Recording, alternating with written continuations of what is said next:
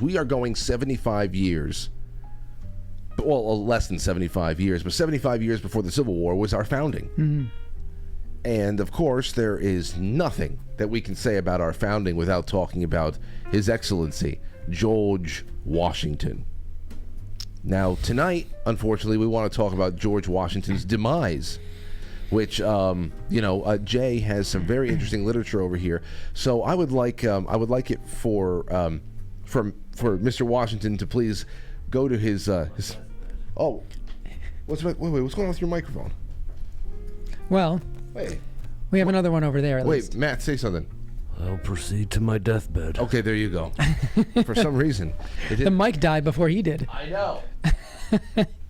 Okay, so, Mr. Washington, that microphone on the couch is for you. So you can just hold it. Oh, yes. Yes, Your Excellency. That was very, very nice. Oh, thank you. Wonderful. Thank you. He is full of class. He is full of class. We can't. Well, it would be rude to have your shoes on your deathbed. Well, that would be one of those George Washington etiquette things. Never put your shoes upon your deathbed. Upon your deathbed. Very, very. All right, so Mr. Washington, that microphone is yours. You want to give us a little check? I feel a little ill. Oh, no. He's taken ill. It's already begun. All right. Well, now, Jay, where do you want to go with this? So this came. So I just want to let everybody know, if you want to look it up, this came from the Yale Journal of Biology and Medicine. That's where it was published. That's where I found the PDF years ago. And so I'll give you just a tiny little bit of a preamble, and then we'll just work our way through the entire series of events in a chronological order. Okay, sounds good. And of course, it's going to be a reenactment, which I have a lot of experience with in my former life, and so we'll see if Matt can live up to the expectations of playing the general. Well, yes, as we know that Matt is a whatchamacallit, oh man, I love George Washington. A method actor. Oh yes, he's a method actor. So this is not Matt now. This is George Washington. He actually walked in this way. Yes. Yeah. Okay, so where do we start on all this? When did George Washington first experience his initial sniffle? Okay. So this is the record of the last illness and death of George Washington. This is compiled from all of the available data and set down in the form of a present-day clinical report.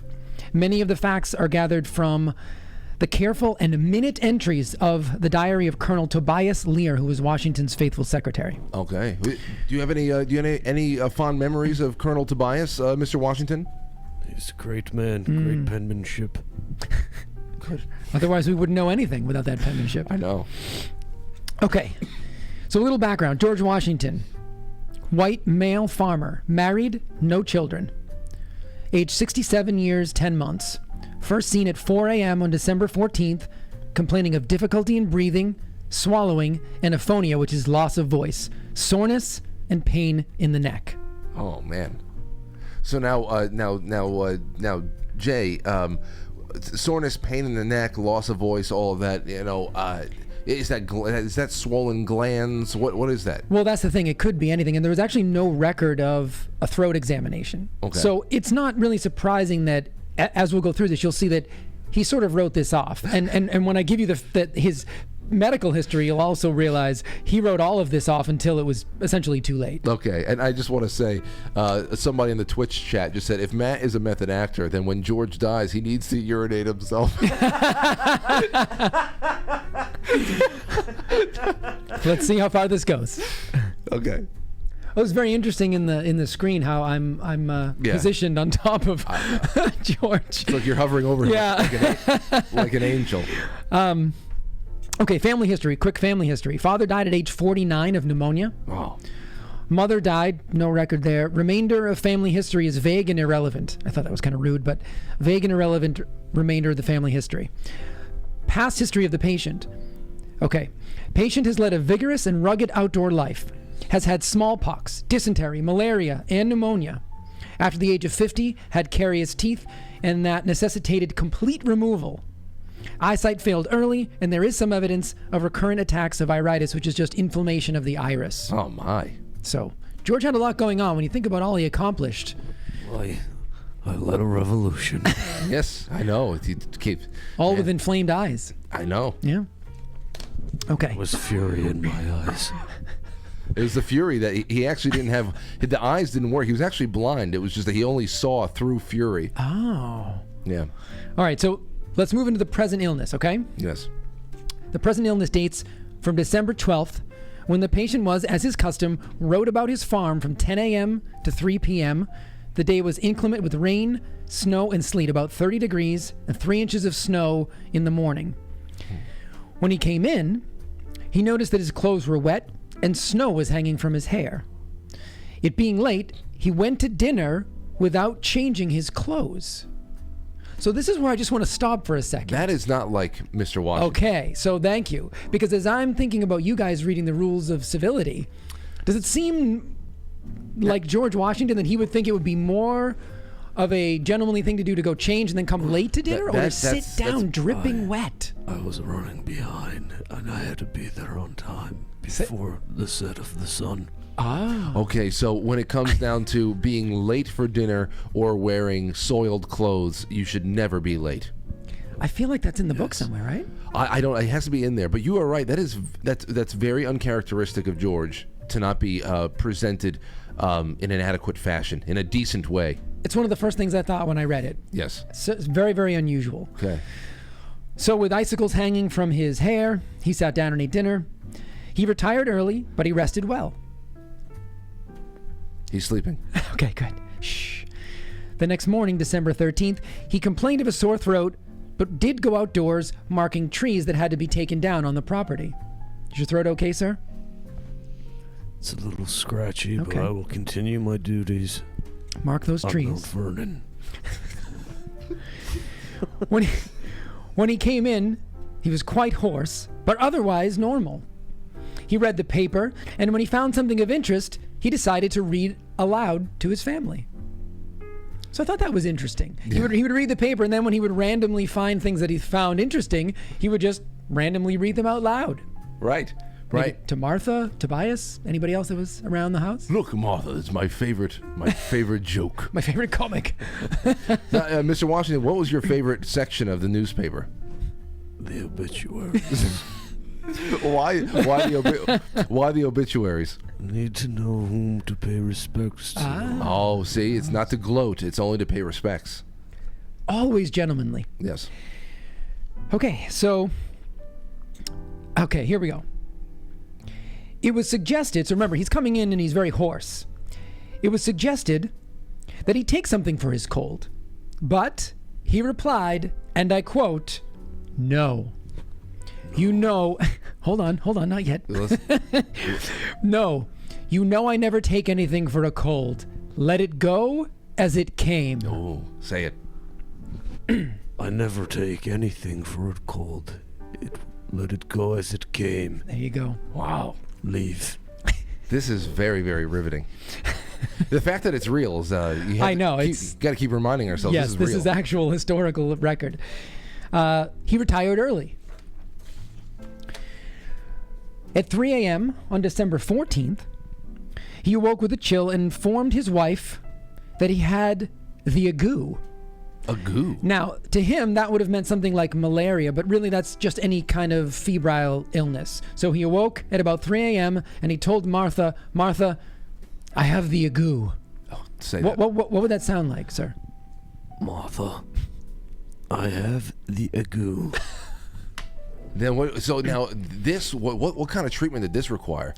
Well, he could hardly speak, and breathing was difficult. While attempting to swallow a mixture of molasses, vinegar, and butter, he was convulsive and almost suffocated. Oh dear. Oh no. Your Excellency, please. Hold on, it's not your time, sir. You come back. Martha, calm him down. A pint of blood was let.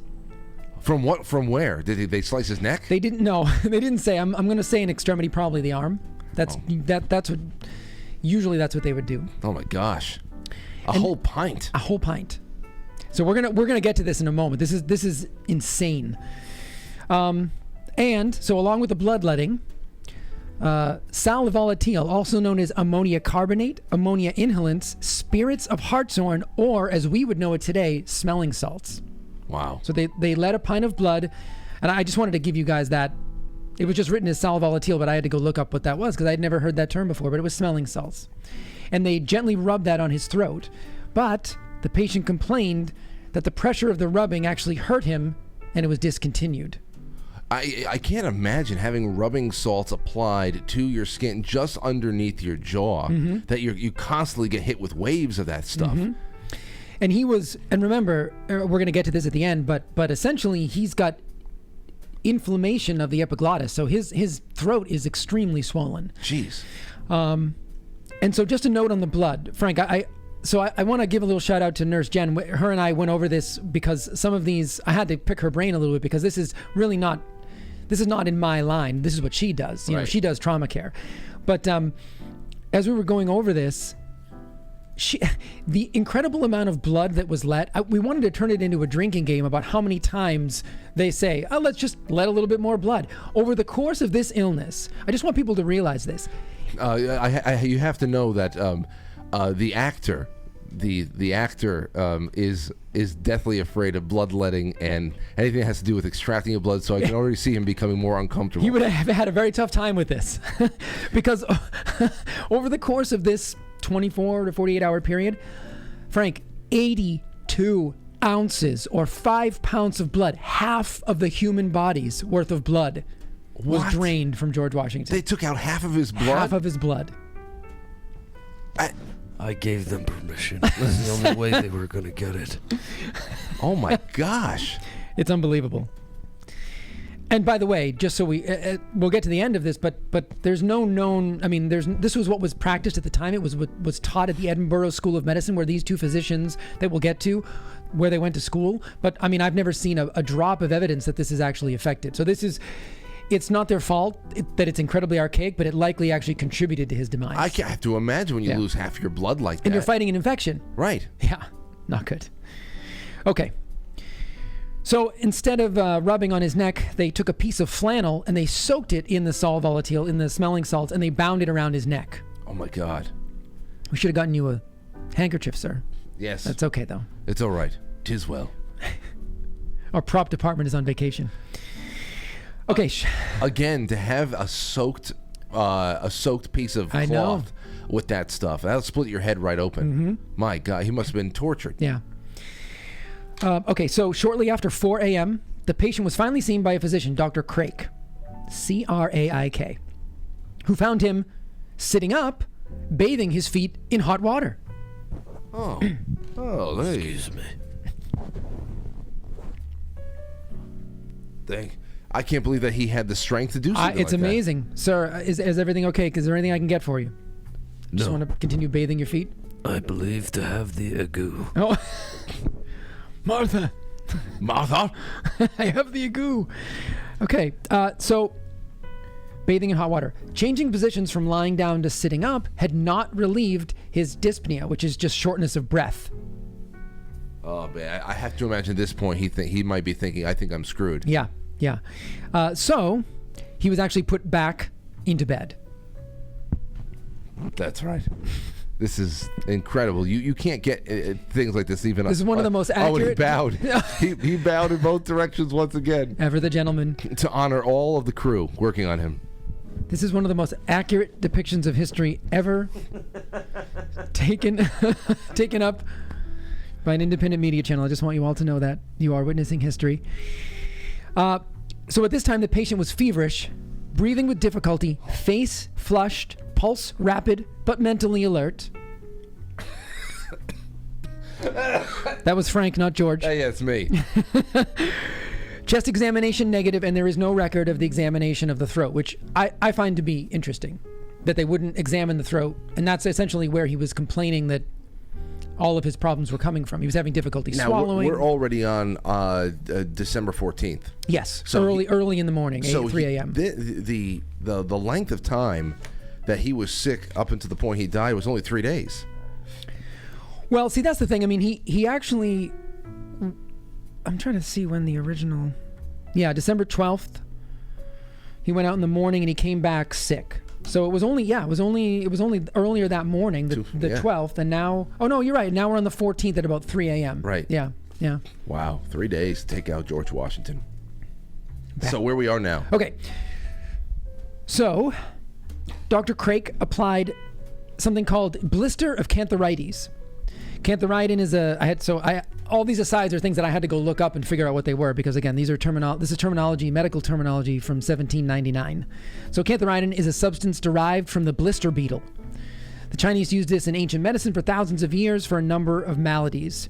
So they applied this blister of cantharides to the neck. They took more blood, because why wouldn't you? So now we're over half of his blood is gone. Yeah. Oh my God. Oh no. We haven't gotten to the half point yet. We're still. This is probably a second pint. And prescribed a gargle of vinegar and sage tea. Sir, do you like sage tea? In trying to gargle, he's ahead of me. In trying to gargle, the patient gagged severely. Oh, sorry, George. Sir, George. Please. Was it the tea or was it the Beatles? It's probably the Beatles. Yeah. He also became cyanotic, so now his fingertips likely and his lips are turning blue because of lack of oxygen. So he's not able to actually. So he's getting choked out. Yes. Wow. Yeah. So inhalation of vinegar and hot water was given instead of the gargling. So essentially, they must have just heated up some water and put vinegar in it and allowed him to try to breathe in the vapors. And of course, more blood was let. And, surprise, surprise, swallowing became even more difficult. Because he has no energy. Right. He has no blood. Quite literally no blood. Wow. Okay, now finally Dr. Craik thinks he's in over his head, and he requests a consult. So a consultation was sought, and Dr. Gustavus R. Brown of Port Tobacco and Dr. Elijah Dick of Alexandria visited the patient. Anybody want to guess what they advised? More bloodletting. Yes, sir. They really did? They did. They brought in 2 more consults. Yes. They come in and all they can offer. I know. More bloodletting. You didn't take enough blood. Yeah. Wow. I know what we haven't tried yet. More bloodletting. And here's the note in quotation marks. And it was noted by the physicians that the blood came slow and thick. Oh, because he has nothing left. Exactly. Listen here. This is. Pause for commentary. This is. There's no. I don't know how many people who've actually read these 3 pages, other than you. But anybody who and reads Nurse Jenny. This is obviously the first time I'm ever hearing this stuff. Yeah. I grew up my entire life saying, George Washington died of pneumonia, and obviously it's 1799, and the options that you have to fighting an infection like that pale in comparison to what we have today. Sure. That's obvious. Yeah. But when I'm listening to this, how much better off would he have been if they just, at the very least, did not take all of his blood? This is crazy. Do no harm? Yeah, so this is great. And I want you to save that thought. And I want the audience to save that thought to the end when I go through the actual differential and explain what modern day doctors went back and tried to reanalyze the situation and what could have been done differently. And they were very fair to the physicians because they were hamstrung by knowledge, right? But, and I said this to you offline, I think it's very timely in today's medical environment that doctors are also afraid to try things because of what will be thought of them if the results don't bear fruit. So I want people to keep that in mind as we go through this, because it is easy to armchair quarterback, but as you're saying, there's also an obviousness of the situation as well. Yes. So we want to straddle that line, yes. right? Yeah. I know that they have far less information and resources as we have in modern day, but at the same time, there are some things that are just like, dude, keep his blood inside of him. Right. All right. Let's start there. Right. Yeah. Okay. So the blood came slow and thick. Okay. Now this gets even better. So now we're probably at about the end of half of his blood is gone.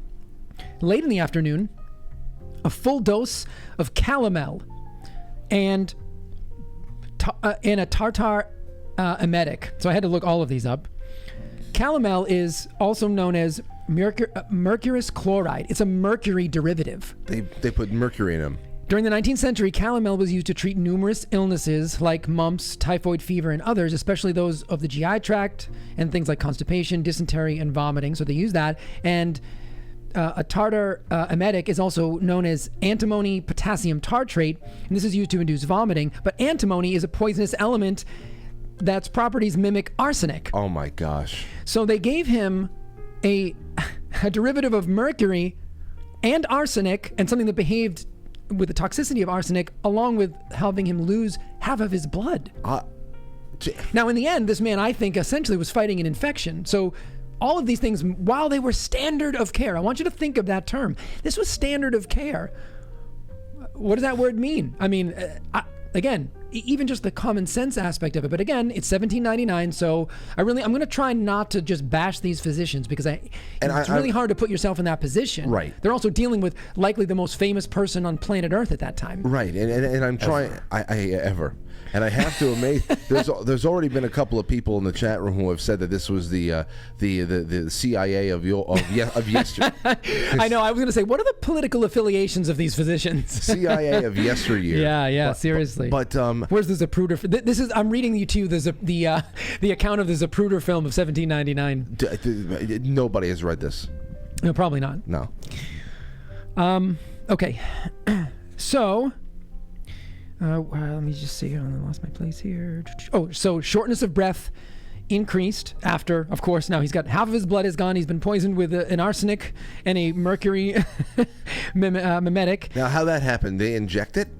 Do they have injectables back then? No, I don't believe so. I believe he took it orally. So he was actually able to swallow it? I believe. Oh, it actually doesn't say that in here. I'll have to look that up. Yeah, I'm not sure. How did they put it in you, sir? Yeah. How would you best guess, sir? They put it in my anus. Oh.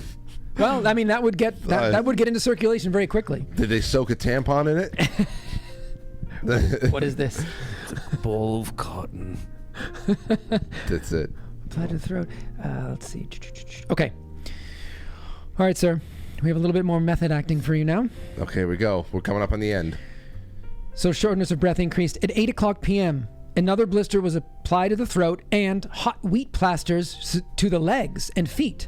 So hot wheat plasters were essentially, you could think of like if you go into the drugstore and get those pain-relieving heat pads, that's what they would be. So this was in order just to relieve discomfort. So they applied this to his feet.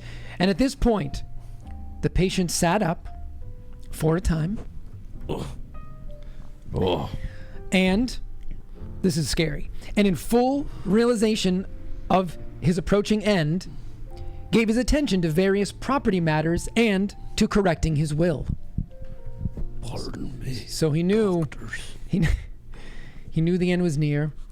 He had been given mercury, antimony, which is like arsenic. Half of his blood is gone. Oh, he's writing. Yes, he's writing out his will. Oh, he updated his will. Oh, thank you, sir. I hope you left a little something for the narrator over here. I told you this is. Oh, he's going through it all now. Oh boy. All right, so he's updated his will. Now what? What other property matters might you attend to at this moment? Mount Vernon. These trees aren't going to chop themselves. These trees, I need to chop one last tree. Okay, so the patient dies between 10 p.m. and 12 a.m. on December 14th.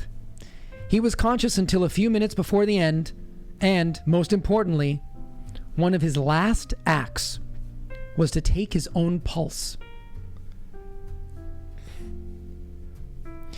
Now, let the moment rest. Yes. Yep. Dramatic pause.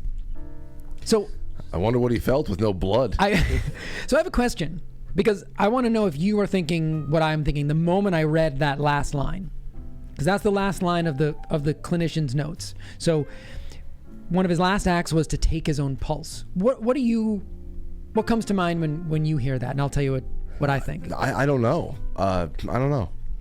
So for me, what I think is, considering the man and what he did in his life, right, and who he is, and probably somewhat of a control freak, he's just experienced half of his blood being let, all these different procedures not working, being poisoned. I think he's starting to try to take matters into his own hands. I'm not sure he trusts his doctors anymore at this point.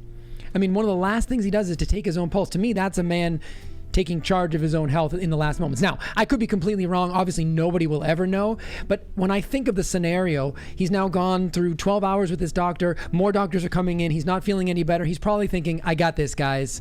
Not, none of this is working. So that's just my input.